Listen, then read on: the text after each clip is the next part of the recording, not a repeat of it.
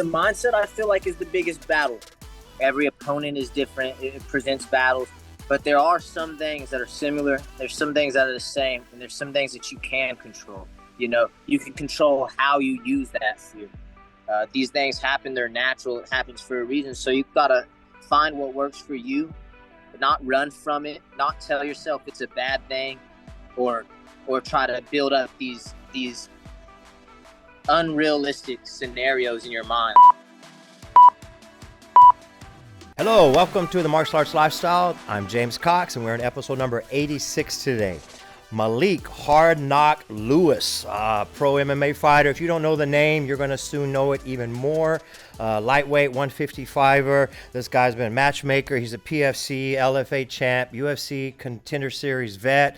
Lots going on. Young, fit, solid, strong, well-rounded, and I think a good human being, and that's another important part of being a martial art fighter, right? So we got Malik with us today. Bro, why don't you start off, man? I know you just got done literally training, right? You just got out of some rounds, and tell us a little bit about, what yourself, and what all you got going on.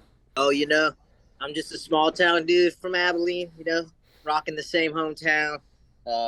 Did sports my whole life, came from a good family.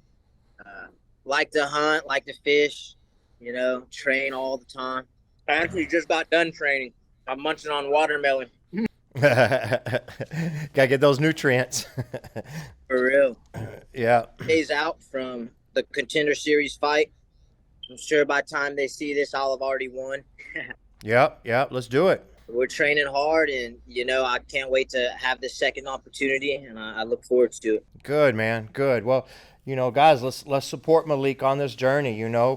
Since you're in the peak of this training camp, why don't you talk to us about what is a normal training routine? From the day, from the week. Because this is the big league, right? This is the show. So what's it like from when you wake up until you put your head on that bed at night? What are you going through? So average day in fight camp, wake up. Let's say it's Monday, so I'll wake up. I don't eat any breakfast and stuff. I like until after my first practices, but I'll wake up. I'll usually down like 2 water bottles and stuff. I'll drink a little orange juice, maybe eat some fruit, take a shower. I always take a shower before practice, kind of like sit in it, meditate, think about what I'd like to do today and all that stuff. Get a good mindset before I train. I'll head to the gym, and I'll get there probably around 10 o'clock, 11. Usually I'll hit the bag, do some rounds on the bag, hit mitts with my coach for about an hour, 30 minutes, and then probably get some wrestling rounds in with a teammate. Then about 1 o'clock, we'll start our pro MMA class practice. And for whatever day it'll be, usually it's all MMA oriented, striking to takedowns to, submissions, all that, how to get up. Just whatever we're going over for that day. Class is usually about an hour and a half. The last 30 minutes, we're usually always drilling. Not drilling, but doing like live goes, sparring or whatever. Technical, though. Mondays are our sparring days. Fridays is our MMA sparring day. I usually get out of the gym around probably about 3:30 after I take a shower, and I'll go to a Lotte spot. I get some watermelon, my waters and stuff, and I'll go home. Get home about 3:30. Play video games for an hour, whatever. I eat my food. Usually my girlfriend, she'll cook some food, so I'm eating pretty healthy, eating like chicken or ground beef and rice. So I'll kill a really big plate. I'd like to drink the little V8s and stuff like that because I hate vegetables. After that, about 5:30 comes back around. I go and hop in the shower again, do a little meditation thing, and I head back to the gym, and I'll go and I'll do some more bag rounds, some more mitts, and I'll get back with the coaches and do their striking class, followed by jiu-jitsu class. And I'll head out of there, get home around 8:30, almost 9, and for the rest of the day, I just sit there, watch fights and podcasts, go to sleep, wake up, do it again. Yeah, right. Train, eat, sleep, repeat. Yeah, man, that's a career, bro. That's a long day, but it's something you're happy with doing, right? Absolutely. Yeah. Yeah, and that's a blessing that you're able to do that. So that's good. What would you say, like, this whole journey of MMA? How has it helped you the most? Not even you, but the people that are around you, because you're the example, and you're with the right people, you're doing the right things, and what would you say this has really done for you, your life, and those around you? MMA saved my life, absolutely. I was on a spiraling path downward, that's for sure. I mean, I don't know what would have happened or what could have happened, but realistically, I think I probably would have found myself dead or maybe in prison because I wasn't making the best decisions. I was giving up on myself. I didn't really feel like I had anything, but just wasted potential. I let being so young, feeling like the world's over, making mistakes, being kicked out of the high school at an even younger age, and then being kicked out of the military and coming back to Abilene. There's a lot of judgmental people in Abilene, and I was there and they're looking at me like a knucklehead. I started to believe it and act like it. And all I was doing was partying and drinking and cutting up and not being somebody who, anybody would want to be around, that's for sure. And MMA saved me, absolutely. I was sitting in breakers in the bar with some friends, and a promoter called me and asked me if I wanted to fight because he got my name from somebody. I don't know, I'm not even sure. But they called me and asked if I wanted to fight, and that changed my life, that fight, 100%. Yeah, you found a passion, a purpose, a deeper why. You found something positive and constructive. I mean, martial arts did the same for me, saved my life, and we want to pay it forward with everybody else. So that's good, man. Decisions, right, bro? People just don't know. I mean, you turn right, you turn left, you say yes to this or no to that. So it's putting those boundaries and just trying to be the right thing. It's all good to be cool and to do the things, but man, there's so many lives that are ruined, so many youth that are ruined, even in our city. So, but bro, I'm proud for what you're doing. Keep it up, man. That 155 division is stacked, right? And in the UFC, you and with the top athletes in the world. So well-rounded is really what it's really about eventually, right? I mean, because you can be as solid as possible at this or that, but we've seen it too many times where you're going to get figured out. I'm seeing that. I feel early on, of course, the BJJ guys kind of dominated, and then you see a good period where it was strikers. And you see a lot of wrestlers that, man, are hard to deal with. So how do you feel you stay well-rounded and, to be good at everything, because it's so important? I started, anybody's going to say they started off striking, because how I feel about it is anybody on this planet can strike. Can they strike efficiently? Are they going to know the components of striking? Probably not, unless they've trained. But any man can throw a punch, and you have to respect that, especially the more size you add to that person, you're going to have to respect that punch. So I've always said, and I'm a firm believer, that the ground game is really what's going to separate you and really show that level of martial arts and stuff, and show, like, really separate you. Because if I'm about to fight a 250-pound man, 300-pound man, I'm not going to just trade punches with him. Who knows, maybe try to kick some legs down or something, but I'm definitely not going to sit there and go blow for blow and play that game. But if I wrap up with that 300-pound man, he's in trouble. I'm going to have about a million different things I could do to him, and he's not going to know what trouble he's in. So I'm definitely a firm believer that jiu-jitsu and wrestling and stuff is probably the best, like, self-defense on the street. What I'm saying? If you were to get into a street thing, grab them, separate, kill the space, hug onto him, grab something, submit him, get away from it, But you have to be well-rounded. The new generation now, like these guys, like, we're blessed to have guys like you and Mark De La Rosa and all these coaches out there who now they've seen it all. They've learned it all. Now they have 20, 30, 40, however many years under their belt, because this is such a young sport. And you're right. A lot of people did come in just to strike. But when I came in, I thought that I could just punch people down.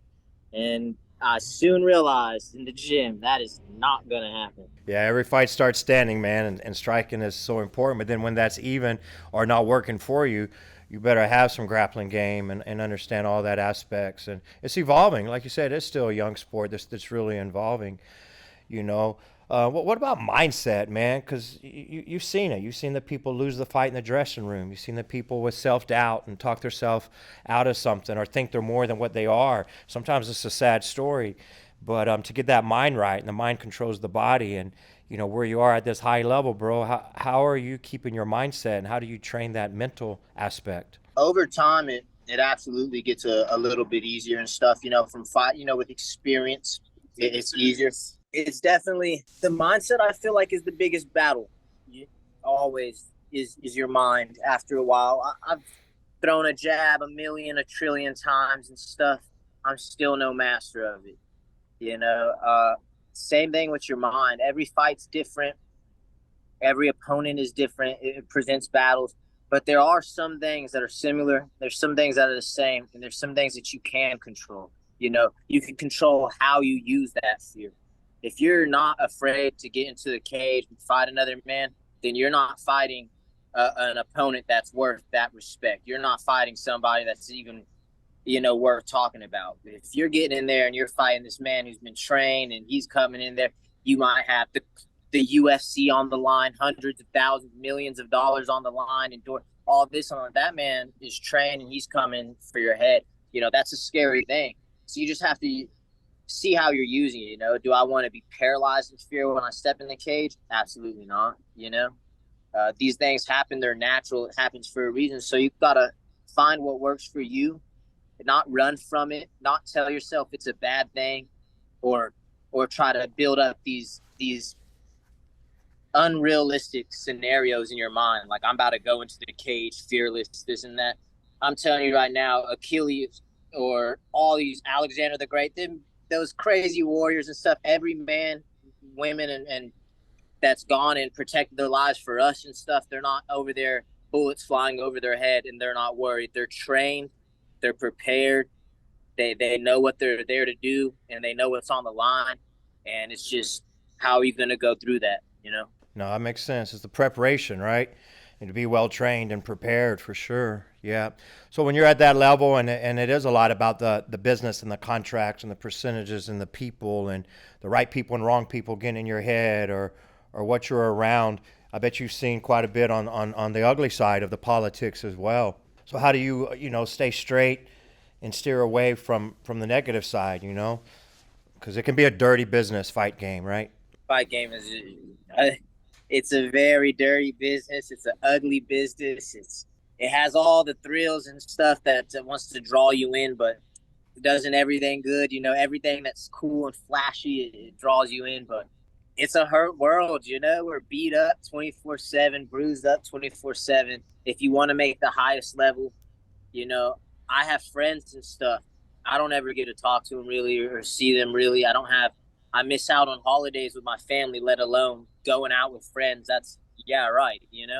They hit me up all the time. I used to be a big partier, when I was letting myself go and all that's all I did. So a lot of my good friends that I had, I made during those periods. And, a lot of them have stepped away. We're older now and have kids and all that, but I can't go out on the weekends and drink.